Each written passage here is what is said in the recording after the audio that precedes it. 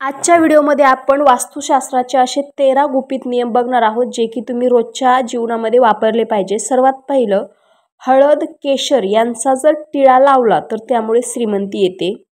2, रोख रक्कम जेव्हा हातात पडली मग ती कसलीही असो ती घरी आणून देवापुढे ठेवावी। नाहीच जमलं तुम्ही तिजोरी जरी ठेवली तरी ती कुठल्याही परिस्थितीत त्यातील 1 रुपयाही खर्च करू नये, म्हणजे ज्या दिवशी भेटली त्या दिवशी दुसऱ्या दिवसापासून खर्च करायला सुरुवात करावी।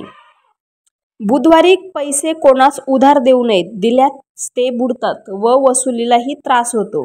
गुरुवारी पैसे देणे चांगले, मंगळवारी कर्जाचे पैसे देऊन कर्जफेड करावी व शुक्रवारी कर्जफेड स्थितीत सुधारणा होते। मंगळवारी पैसे कर्ज घेतल्यास ते लवकर फिटत नाही। संध्याकाळनंतर दिवे लागल्यावर कोणालाही म्हणजे संध्याकाळी पैसे देऊ नये, तसेच राहूच्या होऱ्यात पैसे देणे घेणे व्यवहार सुद्धा करू नये। मुळात संध्याकाळनंतर आपल्या घरातली कोणत्याही प्रकारची लक्ष्मी असेल, मीठ असेल, दूध असेल, दही असेल, काही पण असेल, कोणतीही वस्तू आपण दुसऱ्याला देऊच नये। सूर्यास्ता अगोदर मोठी खरेदी करावी, सूर्यास्तानंतर मोठी खरेदी केल्यास व पैसे दिल्यास लक्ष्मी नाश पावते।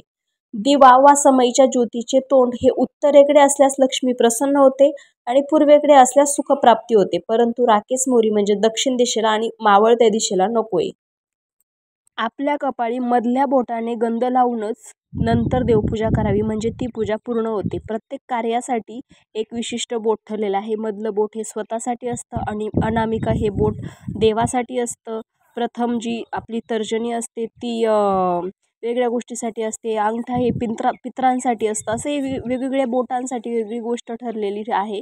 त्यामुळे आपल्या स्वतःची देवपूजा करायची असेल वैयक्तिक जिवंत माणसांची तर मधल्याच बोटांनी त्यांना हळद कुंकू लावावे। पैशासंबंधी कामासाठी निघताना उजवा पाय घराबाहेर टाकून निघावे।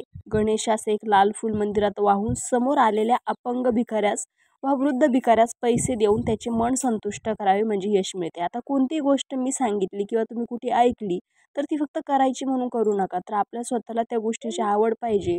माणसाला रोजच घराच्या बाहेर निघताना घरातील देवघराची, घरातल्या आईवडिलांची म्हणा किंवा असं रस्त्याने कोणतं मंदिर दिसलं तर तिथे पाया पडण्याची सवय असली पाहिजे। श्री स्वामी समर्थ हा जप घरातल्या सर्वांनी किमान 108 वेळेस म्हणावा। कोणाही एका व्यक्तीने रोज 1000 जप करावा, धनलाभ होतो। तुम्हाला जर असं एखाद्या दुसऱ्या देवाची म्हणजे ज्याच्यावर निष्ठा असेल त्या देवाची जर नामजप करण्याची सवय असेल तर तीही चालेल, परंतु स्वतःला एक चांगलं वळण लावून घ्यायचं। रोज सकाळ संध्याकाळ नित्यनेमाने जप करत चालायचा। कामात असताना तुम्ही कोणताही विधी करत असाल त्या दरम्यान जरी तुम्ही देवाचं नाव घेत असलात तरी तुम्हाला त्या गोष्टीचे चांगले परिणाम भेटतात। घरातून कामानिमित्त बाहेर पडताना शर्टच्या वरच्या खिशात थोडे तरी पैसे ठेवावेतच। आणि कोणाला जर आपण पैसे देत असेल खिशातले किंवा आपल्या घरातल्या लहान मुलांना देत असेल तर पूर्ण पार झाडून पाकून आपल्या खिशातले सगळेच पैसे देऊ नये, निदान आपल्या खिशामध्ये चिल्लर तरी ठेवावी, नाही एखादी नोट तरी असू द्यावी, जेणेकरून आपल्या म्हणजे घरातील म्हणा किंवा आपल्या कुंडलीतील लक्ष्मी अचानक जात नाही।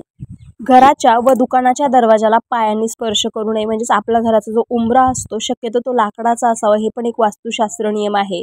पण आता सगळीकडे सेरेमाइक झालेला आहे त्यामुळे कुणी ठेवतं की नाही, परंतु लाकडाचा उंबरा हा अतिशय उत्तम असतो लक्ष्मीच्या दृष्टीने आणि त्या उंबऱ्याला आपण पायाने स्पर्श करायचं नाही।